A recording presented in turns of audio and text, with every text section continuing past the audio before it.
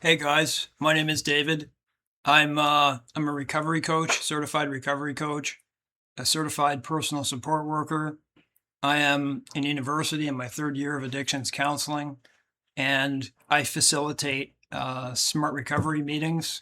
So I've done at least, I don't know, maybe 80 different meetings, and I continue to do that. So I've been doing that for about a year. And my ultimate goal is to be an addictions counselor. And so um, if you would like to, I'm in the Ottawa region of Ontario, Canada. If that interests you, if you want to meet, or if you want to do this over Zoom, we could even do this over email. But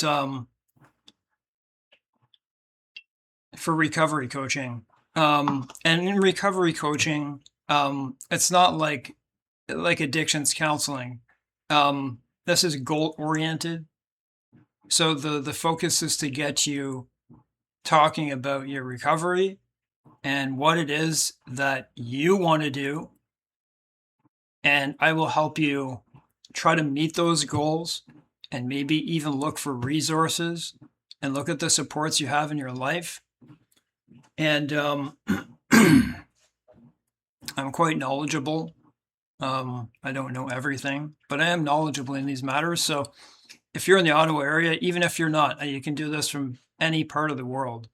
But I want to talk about one specific thing today, in which I do psychoeducation about. And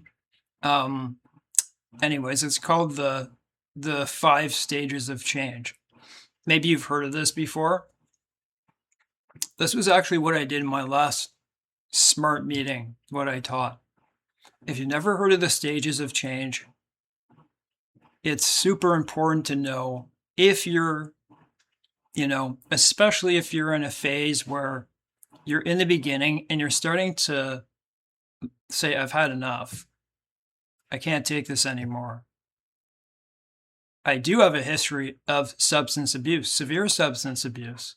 I haven't used for 17 years. So I understand, and I want to, if I had seen what the stages of change were when I was running my life, it may have actually switched the way I thought. So, like I said, there are 5 stages of change that a person goes through in order to get well. And this doesn't apply only to addictions. It can apply to addictions, to behaviors, or anything that causes you to contemplate changing something in your life.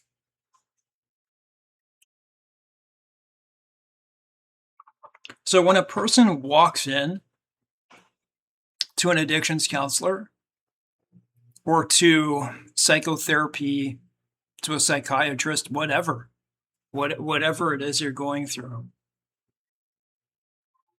when you get in there, in both cases of addiction and behaviors, you could be forced there by the law or by your family.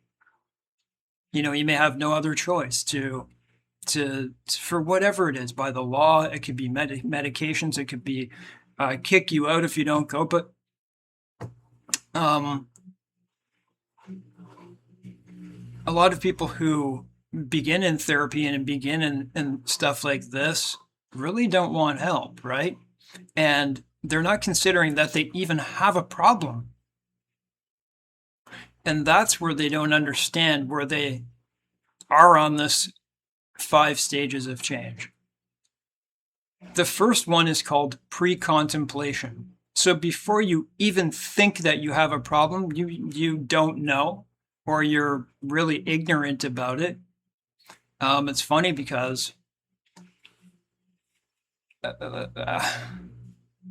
most people, okay, so in my own case, and in many other cases out there of addiction, even though you're causing destruction around you, your relationships and money and whatever it is, girlfriends, boyfriends, you may be the last person to know that it's actually you that has a problem. It happens a lot. That's pre-contemplation. So it's that, or you just don't understand where you don't think you have a problem, even though you're using and it's really not doing good things for your life. So that's pre-contemplation. Contemplation is pretty simple. It's where you're starting to think, oh man, I may have a problem, right? And when you're contemplating, you're just starting to think about what it is. You're just starting to think about it. That's all it is. You're starting to think about it. After contemplation, and this may pair up with things that are happening in your life, of people you're seeing and going along, maybe in a program or something. I don't know. There are so many different variables, but you go from pre-contemplation to contemplating that, okay, maybe I have a problem. And that leads into preparation, where you're like, okay, I think I'm going to start doing something about this. I can't stand this. I can't stand waking up anymore. And people telling me I did this and that, and I don't even remember. So you're starting to prepare. Maybe you're on the internet. Maybe you're starting to look at things, right? You're getting an idea ready. After that, you prepare for it, right? That's the third stage of change. Pardon I don't want to turn that off just because I just don't want to turn it off. That's the third stage of change. The fourth, after preparing, would be what? To take action. So maybe you watching this is you in preparation or in action, right? You're starting to look what this is. That could be it. That could be your preparation, where you're starting to look around. Or this could be the action stage, where you're really serious and you've clicked on this video because you want help. The action stage is the fourth stage. So you're going to meetings, you want to get well. And so the action stage is what they call the workhorse of this in the stages of change. This is where most of the stuff happens. Those other stages may be quite short. In some cases, they could be long. Someone puts it off for a long time, but they have it in their mind, right?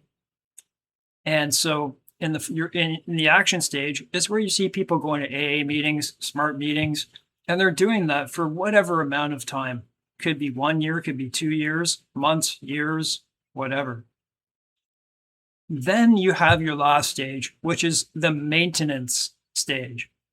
So you've been doing that action stage, that fourth stage, for quite a while, and you become used to it. And it's just like a thing on the periphery of your life, where you're used to it. You're okay with it. You're maintenance. That's where I am in my life. But realize this, that at any time, a relapse can happen. Okay? At any time, a relapse can happen. And the statistics say that 7 or 8 times someone will relapse before they get into that maintenance stage, before they find recovery. And don't let that get you down. You could be that person who is number one, right? I cut myself shaving there about half an hour ago. You could be that one. So in a group, I'll say, relapse is normal. And the facilitators who are in SMART, some of them forget to say, but don't walk away thinking that's a good excuse, because it isn't. I want you to be the first person. I want you to be the person who it was just no relapses. Right? I hope you keep strong. I hope you get through this. I hope you go through this journey the best that you can, because addiction is no fun. And either are the things that we have in this world, like addiction to computers, pornography. There's all types of different gambling. Like it's in no short supply with a world that's throwing at advertisements at us now from every corner, right? And then you put an ad blocker on and they say you can't use this now and you have to take it. That's just the way the world is. But in any case, guys, those are the 5 stages of change. And so now that you know them and you know that relapse can happen in any one of those stages, also know this, that here's like the first stage, pre-contemplation, and then it's contemplation, preparation, action, maintenance. At any one of those times, you can relapse from the first step, from the second. You can go anytime. But you can go from the maintenance stage to right back down to pre-contemplation, where you're like, you relapse and you're like, I put too much into this. I think I'm just going to go this way. Some people do.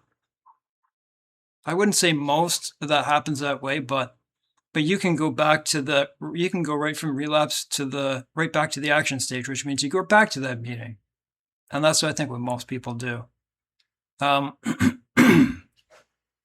So if you're interested in meeting some goals, I know and I understand that there is a severe short supply of addictions counselors today. And I don't know. I'm not the best at YouTube in terms of getting views. I know there's a trick to it, but anyways, guys, know that I'm in Ottawa, Ontario, and if that interests you, my email will be down there, and then you can ask. I can share my rate. I'm not sure that here, but I'm not expensive or anything. Okay, so which is a bonus versus seeing someone who costs, upwards of $150. Really, an addictions counselor can go that high. But in any case, guys, I hope I'll leave my email address, and if that interested, you can contact me.